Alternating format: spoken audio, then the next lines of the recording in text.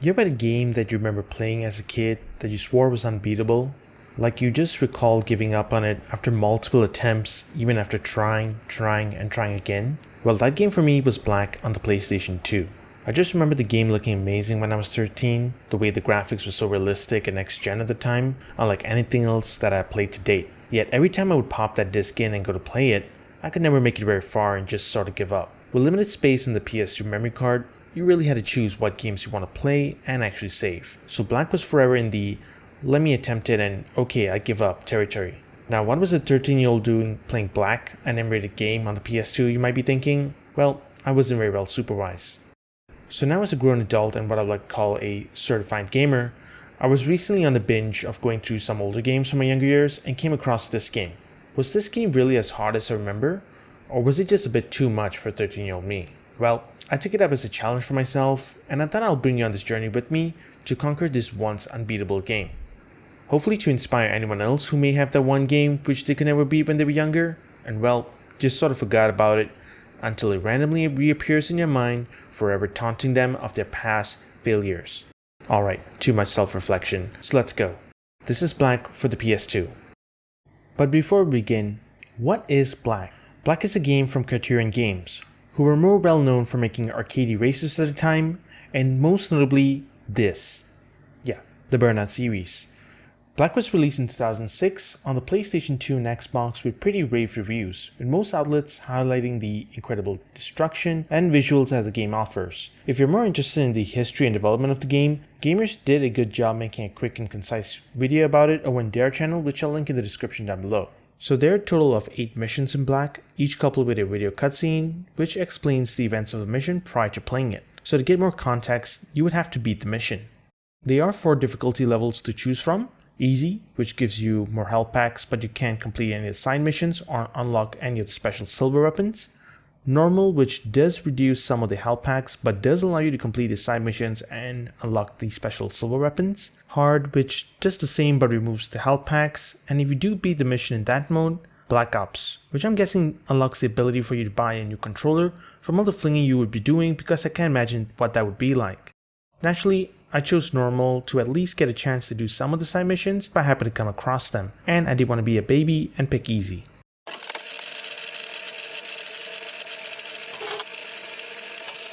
Upon starting the first mission, it shows you a cutscene where you're introduced to the main protagonist, Sergeant First Class Jack Keller, being interrogated for what seems like some illegal actions or possibly war crimes that he's being accused of causing.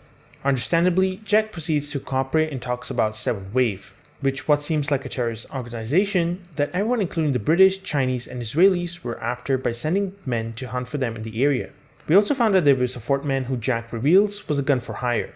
The interrogator then asks what went wrong before Jack reveals,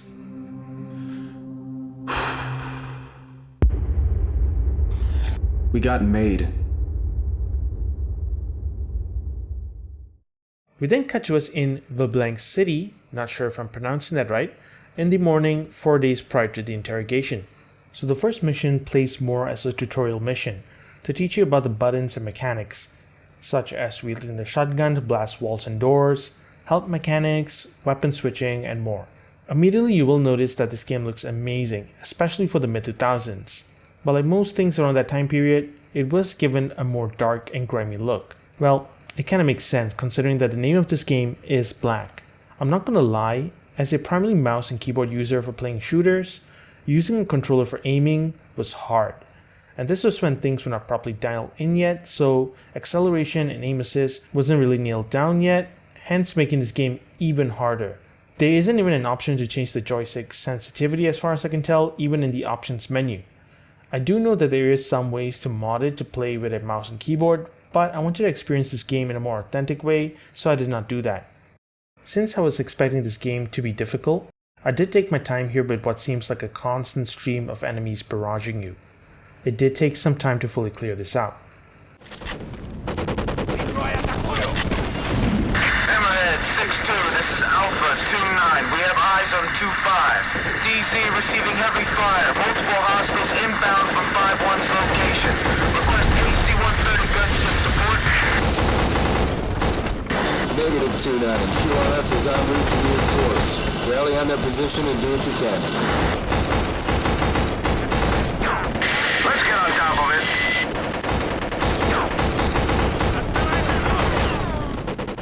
We are also introduced to these RPG wielders, which are one of the more annoying enemies to deal with. Trust me when I say there's much more annoying enemies that will come in later in the game.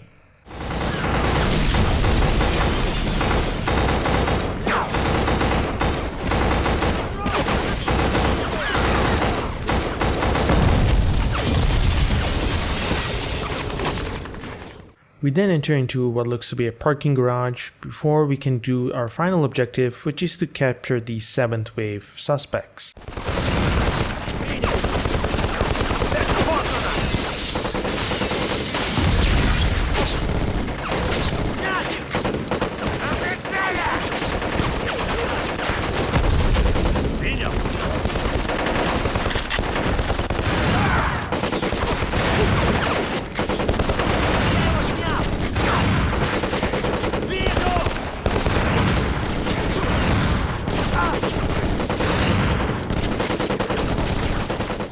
With the final enemy down, Jack then moves in to intercept before being told on the radio to hold his position.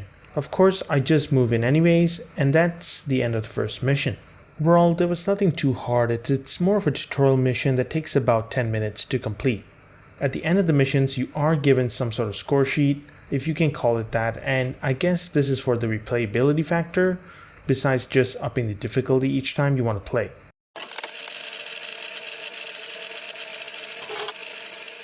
We then move on to another cutscene where Jack is still being interrogated. The interrogator starts by asking, why didn't we hold as instructed? Jack then reveals a bit more of the type of soldier he is, as he mentions another squad was down and he wasn't going to let whoever was involved get away with it.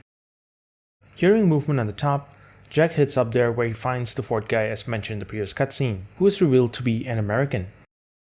Before Jack could find out more, an RPG conveniently hits the building, which is the last thing Jack remembers on that day. For the next mission, Jack is assigned to destroy the 7th wave weapons cache and stronghold, as well as meet up with Lieutenant McCover.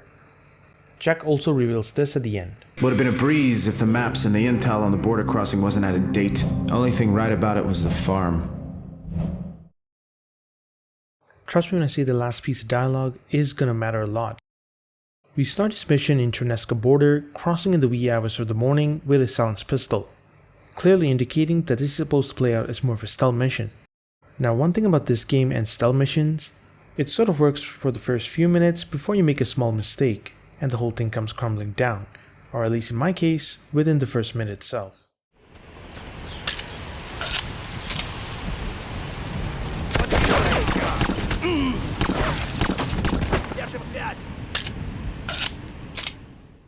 It is really difficult to tell the line of sight for enemies in this game. Sometimes it feels like a whole mile, while other times it just feels like a few inches.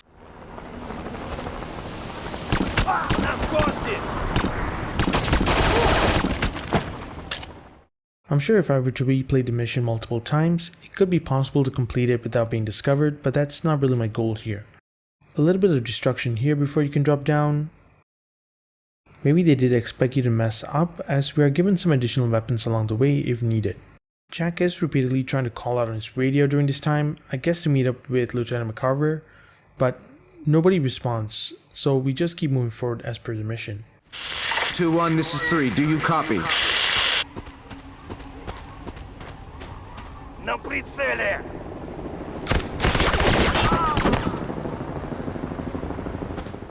There is no map given to you, which is sort of neat, but also means you might go in circles.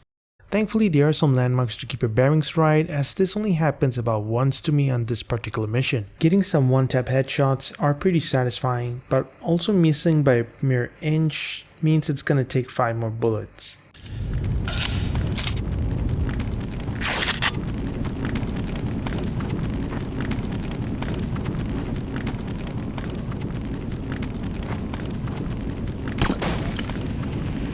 У нас гости! Ай! О! We come into this fence area where I'm not sure at first if this is the correct way, as I don't see an opening besides what looks like an explosive crate. so I did the only logical thing, which is to blow it up. This alerts everyone in the area, which sounds an alarm, but there really isn't much of any protection here besides this tree, so I became a tree hugger and blasted these guys.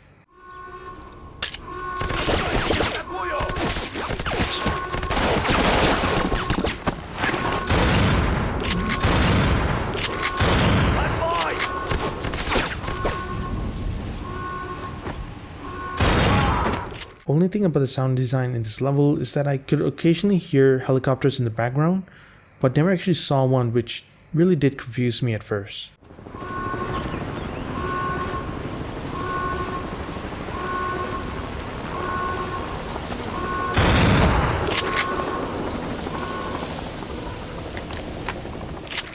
Blasting our way, we make it to the outpost of what I guess is a border checkpoint. We need to pretty much take out everyone here before we can proceed.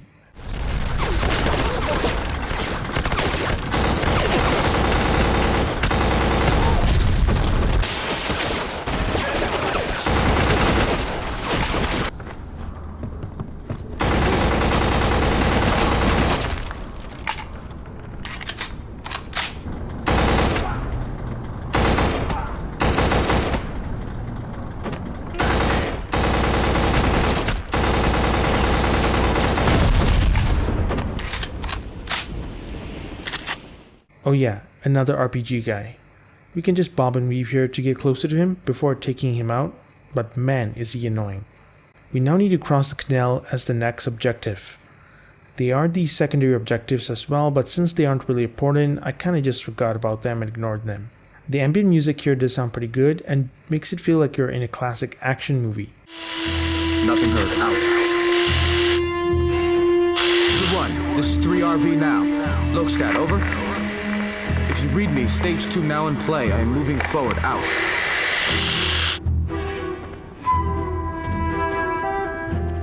Oh, there goes the alarm again.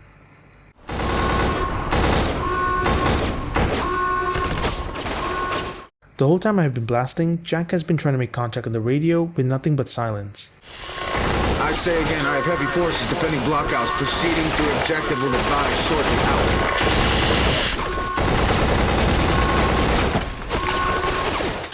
As we make it past the canal, we can now head over to the farms. It is fairly simple until we get introduced to a new enemy type. These shotgun-wielding troops are heavily armored and do a lot of damage if you let them get up close. Shooting them on the head is the most effective way to take them out, but with a controller setup, that is easier said than done. I almost thought we were back at the start as it seems to be familiar, but eventually we do reach the farms. Any call sign on this net. This is Bravo 3. Do you copy? Farmhouse now. I say again, farmhouse now. RV is empty. What is your situation? This is 2-1. You're to sweep and clear the area for intel. We'll contact you in figures 2-0. Out. Jack once again tries to reach out on his radio, where we finally get a response and are requested to clear and sweep the area for more intel. As I make my way in this farmhouse, I did find a suspicious laptop which I tried to attack and accidentally threw a frag. It is however related to a secondary objective for blackmail? Eventually, I did find the actual objective and captured it, but we are then surrounded by enemies who immediately start swarming in. Jack does call for assistance, however it was denied to avoid them from compromising their position. Whatever that means. Request covering fire! We got more hostiles coming in. -3 cannot compromise our position. 2-1 out. So we do the next best thing and blast the enemies, and when that's done, we found out we need to blast more enemies in the outer buildings.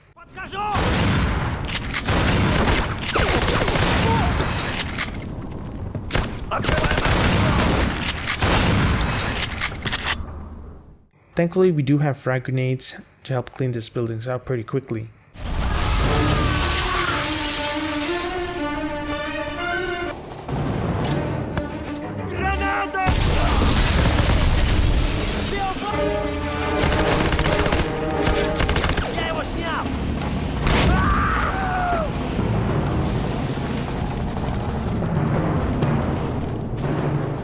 As I take down this final enemy, help is finally on the way.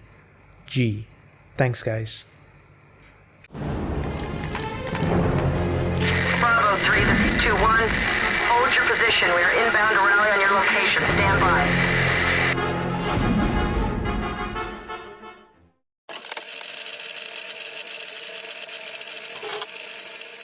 We now go to another cutscene where the interrogator asks Jack how he knew McCarver had information on the fourth man, the American. Jack acts like he doesn't know what the interrogator is talking about, which prompts him to play a voice recording of the interaction between Jack and McCarver. It is here that we find out the American was running training camps around Afghanistan and freelance guerrilla groups in the Philippines, to name a few. Now, these were just rumors at the time to McCarver, so she didn't really think too much about it until she learns about Operation Cleopatra, ran by a William Lennox, an important person for the rest of the story. This operation was to prevent a potential terrorist attack in Cairo before it turned sour and the bomb ended up exploding, which also killed off Lennox, or at least that was what was assumed until he reappears in multiple other places like Moscow, Seoul, and London, and so on. Now this intrigues the interrogator, who wonders how Jack could have known about this since McCarver was just brought in the day before. Jack reveals that he received a tip-off from Sergeant Solomon. The interrogator then asks what was their next plan, which Jack says, McCarver wanted an excessive advance from the east. Plan was to cross the cemetery on the edge of Nazran and then hit the steel plant on the far side. We were less than a click away when we got hit. We are now in Nazran town with McCarver, and this is the first mission where we have a partner with us. We are equipped with what looks like a MAC-10 SMG and need to cross an open cemetery field, except it's not that simple. There are snipers taking aim at us from the distance, and we have to use these tombstones as cover. Once again, the game is flexing its destructible mechanics over here.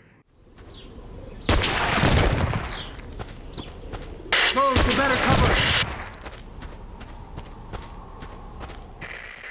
We're then asked to clear the building, where in it we can find a sniper, a Walther 2000. Enemies then surround the building, where we can use the sniper to take them off from a distance. McCarver tries to be helpful, but it's pretty much going to be you doing most of the heavy lifting. The submachine gun can shred, but it does have a pretty wide fire, which makes it pretty inaccurate and a bit frustrating to hit enemies who are just a little bit off the distance. Once we cross the first cemetery, we need to take out more snipers while also being wary of the patrolling ground troops. The atmosphere is kinda eerie as we hear the wind howling and dogs barking off in the distance as we continue to clear out enemies all throughout this area.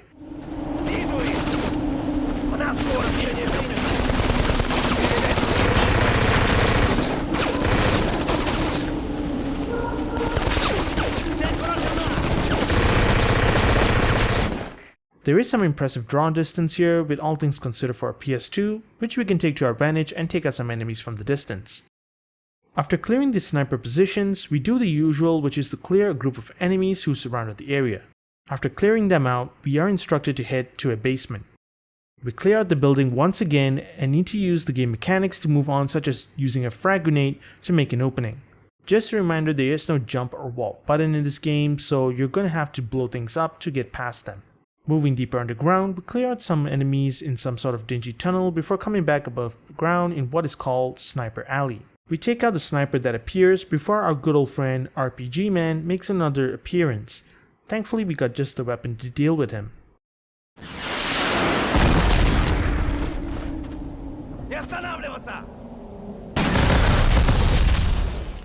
We can even take a hold of an RPG here as well, which comes in handy to clear out enemy strongholds. We then make it up to this building to clear out more enemies, and once that is done, kinda got lost and my partner doesn't really help. Finally though, I found the path and over to the other side of what I assume is Sniper Alley. Once again, we find a handy RPG which we can use to, well, clear another RPG dude. Yeah, fight fire with fire, but not before blowing this guy up, as I realize I have a surprising amount of RPG ammo. Blowing up more RPG guys and clearing more enemies, we make it to this open area where I hold down and just blast more guys. This wouldn't be complete, however, without more RPG guys.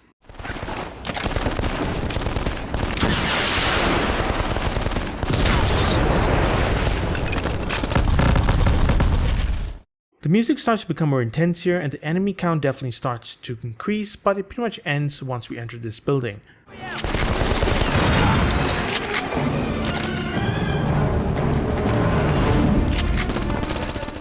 Overall, not too bad, but this mission did take us over 30 minutes to complete.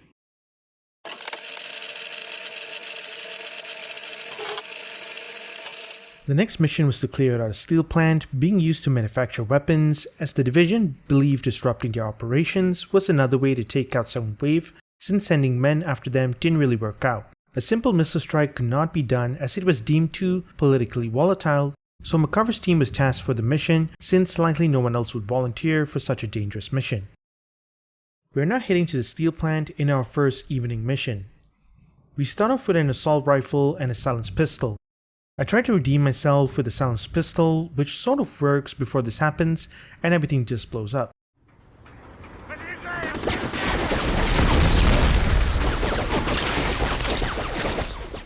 Yeah, my streak for stealth missions continue. We make it up a hill and head to what looks like a mill.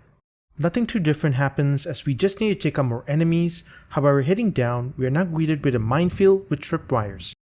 Yeah, the fun never stops. I play it cautious and take out the enemies and mines one at a time. There are also a lot of explosive tankers around, so between that and the mines, there are just a lot of explosions happening everywhere. The enemies, interestingly, do not seem to trigger the mines themselves. I guess they know where they are or something, although that would have been funny. Making it past the minefield, we need to clear a few enemies above this overpass, where we can head down to some sort of sewer and bring us to this underpass. McCarver aids us in this part of the mission by providing support fire from the distance with her sniper rifle, while also yelling out enemy locations. Enemy on your point.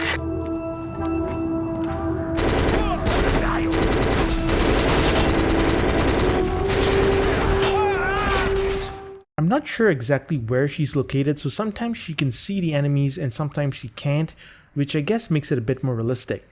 She also seems to really surprise herself whenever she actually lands a hit on the enemy.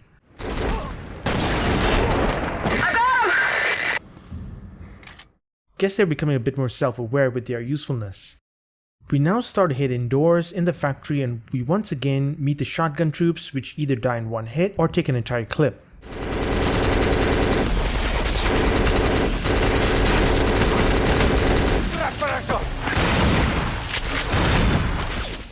The shotgun also has a pretty decent range, but if you're just out of that sweet spot, it literally does nothing. McCarver continues to give us cover while we take out the enemies in here, where we now need to cross these silos. She does at least tell us when she can cover us so that we at least know when we need to do things ourselves and when she can actually give us more support. This is 2-1. I do not have a clear line of sight. I say again, I do not have a clear line of sight. I cannot cover your advance. Over. We continue to head towards the main factory, and here our good friends show up again, which I guess is expected since there are some conveniently placed RPGs here.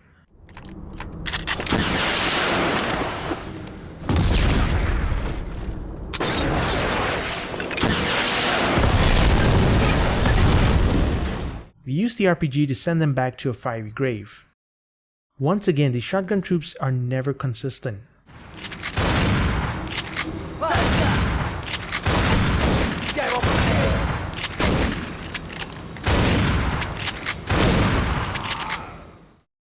We find a P90 here, which means it's time to shred these enemies indoors. Here's where you are.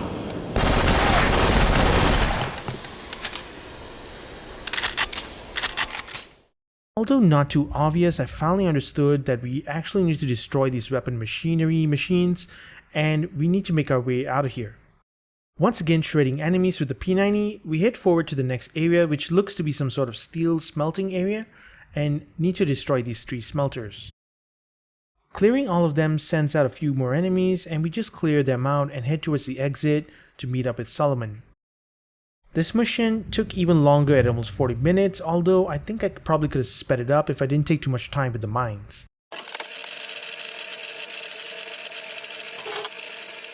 We're back with the interrogator, who says that he spoke with Sergeant Solomon and that they didn't have anything good to say about Jack. He plays a voice recording of Solomon, who reveals that he and his team were the ones that identified Lennox and that he was the one in charge of 7th Wave while tasked to take them out in a mission.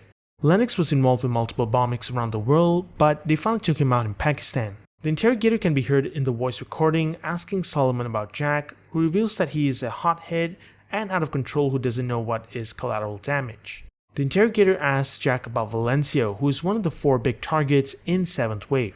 After the last mission, their team was upgraded back to the A team and was asked to take him out as the other team failed to capture him. It is uncovered that he was last spotted in an asylum, which brings us to our next mission.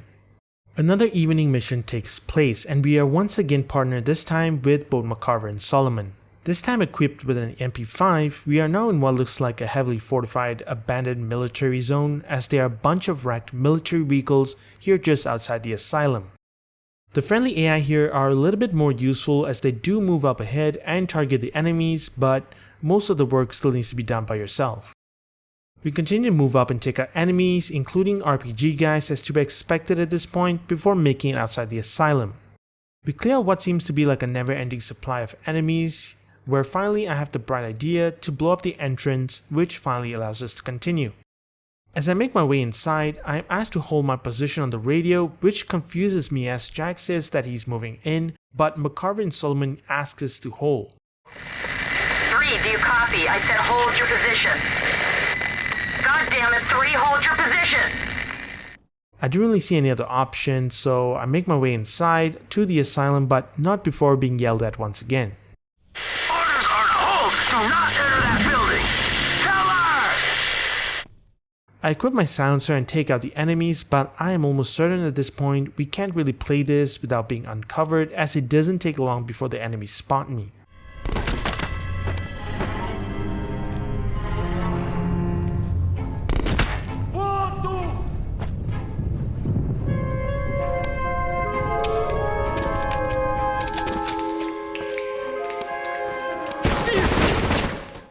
I make my way through a hallway and continue to take down enemies, where we are introduced with what I'll call the most annoying enemy in this game: shield units. It seems that fragging them is your best bet, but you really need to aim at a very specific area, else nothing happens. I make it to some shower room next, which gives me a very Matrix lobby scene, if you know what I mean.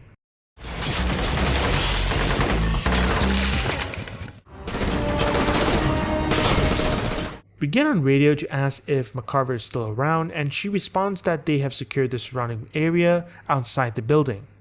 McCarver, you still there? Copy that. We got a defensive perimeter established around the building, over. This gives us only one thing to do, which is to continue going through the asylum. I make it to another hallway, which seems impossible as I have a shield unit, a shotgun troop, and a machine gun nest all in one, and also enemies to my side. Luckily, the game mechanics come into play as I maneuver around them by blasting a new path with my shotgun.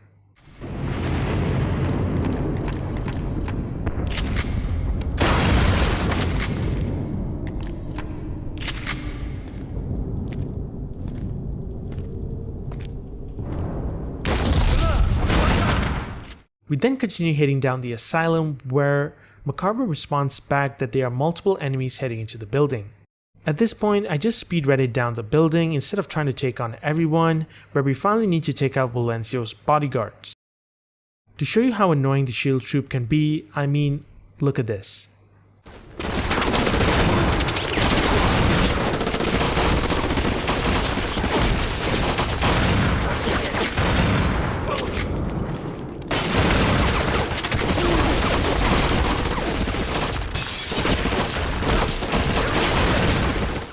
A bunch of enemies keep rushing in here, but I realize it seems like I'm gonna die if I continue to stay in here with limited resources, so I decided to make a sprint for it.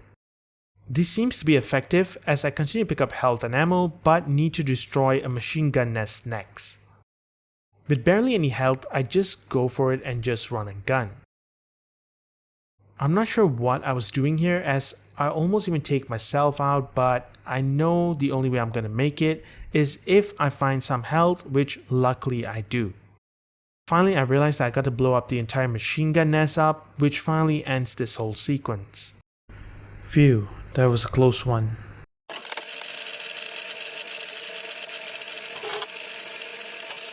It starts with a clip of Jack torching Valencio with what I assume is a taser. The interrogator then reveals that Jack and his crew strike the dockyard next based on the info Valencio gave him, but question who had authorized them to do so.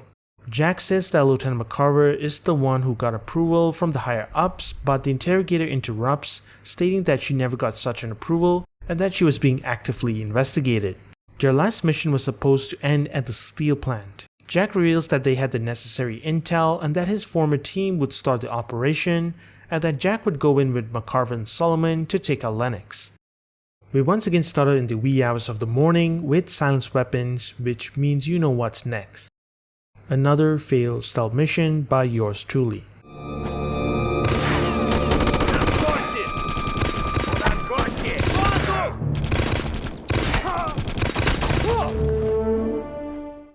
We take out enemies and blast through doors with a shotgun to head over to the next area where we are flanked by enemies.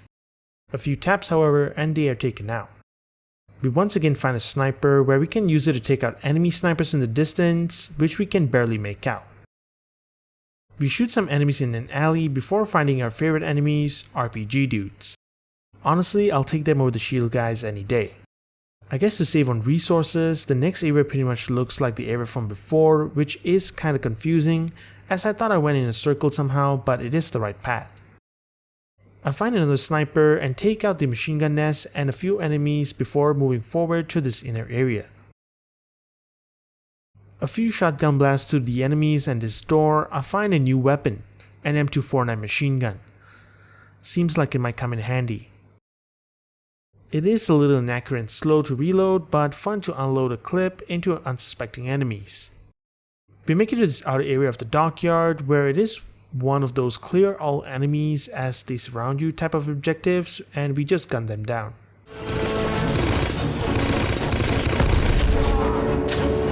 Get on that flank! They're trying to get behind us!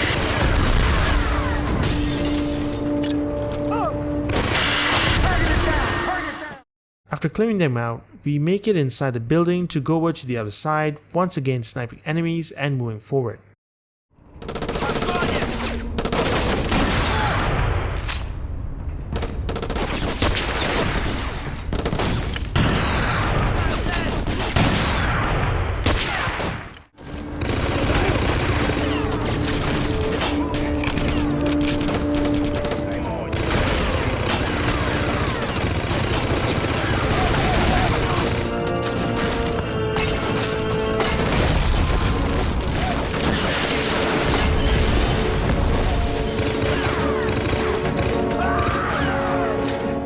Going indoors, we make it to the other side where, well, we see this. A massacre.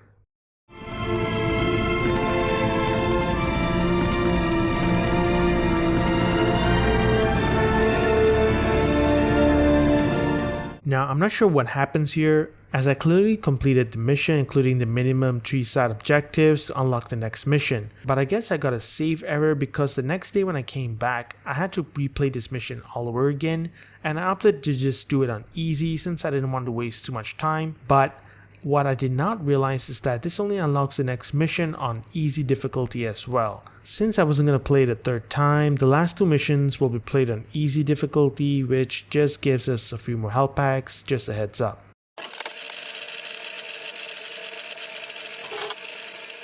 Jack can be heard filled with guilt in his voice as his former team was just wiped by Lennox.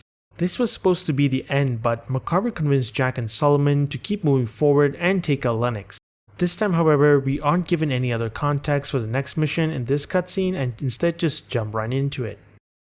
With no real plan this time and nothing but revenge in our mind, we gun down everything on sight. This is one of the cooler missions as it plays a bit differently from the others. Instead of just taking out enemies and then moving forward and take out enemies in a fortified area, we now basically keep moving forward and just gun down everything on sight. I mean, it may not sound too different, but it certainly plays more different. This is also the first mission with the M4, I believe, and it is one of the better rifles. It has good stopping power and accuracy, which is exactly what is needed for this kind of mission. Not only that, we also have access to this grenade launcher, which is pretty pivotal taking out some bunker down enemies like the ones hiding on the buses. We head down to an indoor section with the shotgun units, but luckily we get access to a silencer, allowing us to one-tap headshot as long as we're not spotted, which is handy. As you can see, messing up though does make it a bit harder, but not too difficult. This mission also not only has you on top of the bridge but also going down below, where the ladder gives you less cover besides just the rails compared to on top where you have these cars and cinder blocks. Although I did praise the mission for being unique, it is also repetitive as it's mostly the same here of just going on top and below the bridge and just gunning down the enemies. At the end of the bridge we can finally see what looks like a fortified building, which is a gulag, and also the landmines are back. This part has you taking down the enemies outside, and I wish I actually read the objective properly as it is easy to get distracted, but we actually need to take down the main doors, which I did, just that it took me a couple of minutes.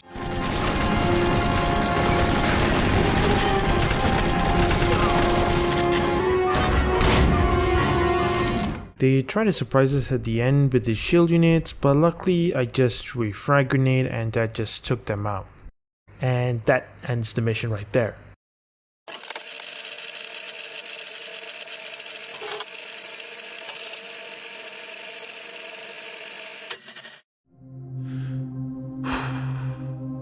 We were almost there.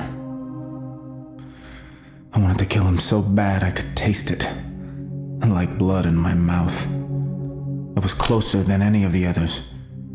There was no way I was gonna let him get away.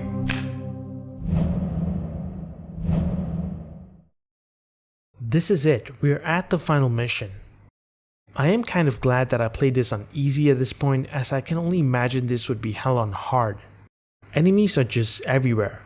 In front, on top, below, behind, you name it, and they're just there. We're just absolutely surrounded. This is also the first time I believe I actually got a one-tap melee kill in this entire gameplay. We keep heading up this building and clear out enemies, and I see the complex in front of us. Enemies are hiding behind these windows and I can barely just make them out. I find a sniper and take out the machine gun nest, and I also clear whatever enemy I can with its limited ammo. I head down to the ground level thinking things will be easier, but it doesn't really make it much more different. Oh yeah, as if this game can end without our beloved RPG dudes making another appearance. I just sniped them out with my G36C assault rifle. At this point I realize I'm kind of running low on resources, so I just need to keep on moving forward. Somebody also mounts the machine gun nest again, which doesn't really help. I do get lucky and survive on one health bar, which prompts me to actually realize that and heal immediately. I do keep pushing forward and take out the shield units, and then finally heading into the complex, I find a bunker entrance and head down. I see these annoying enemies and try to clear a few, but just try to brute force my way in instead. Once again I almost kill myself with a frag, but get lucky and find some health immediately. Jack is then heard on the radio trying to communicate with his team, but communication is pretty shoddy in here. Advancing below ground. Radio is becoming broken and unclear. We'll update as needed. Over. Did you copy my last? Over. Nothing heard. Out. Pushing deeper into the building, we find a wall and a convenient RPG which we can use to blast it open. More machine gun nests and me just losing it. I almost die again, but just barely make it.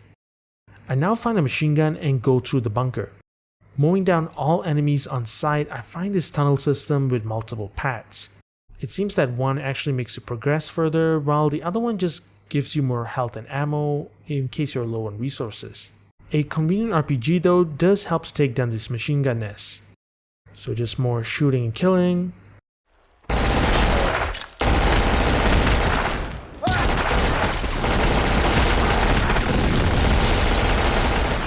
And even more shooting and killing.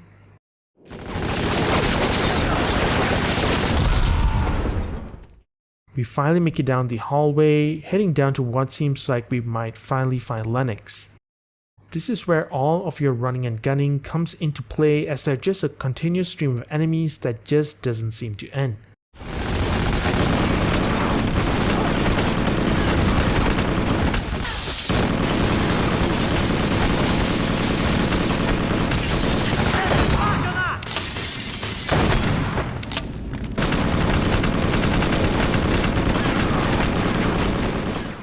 Just as I thought I'm gonna make it, this happens.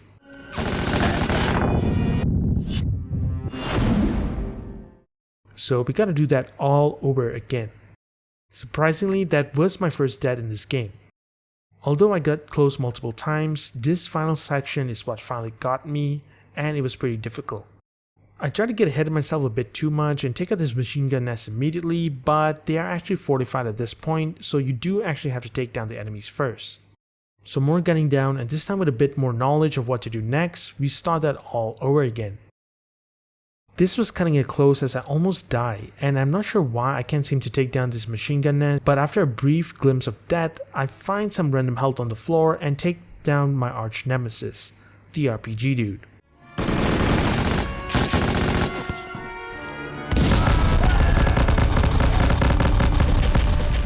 This actually somehow destroys everything, and that's it. That's the end. Target is down. Exiting structure. Lennox is dead. I killed him. You know what he said to me the first time we met? He said, "Don't trust them." I don't believe in coincidences either. They were right about you, Keller. Right about what? Your predictability. You did everything the psychologist said you'd do. What the fuck is going on here? Lennox is not dead. He's very much alive. And thanks to the mess you created, we can hunt him down without Congress breathing down our necks. You have untied our hands. What are you talking about? You're right. Nothing is a coincidence, Sergeant Keller.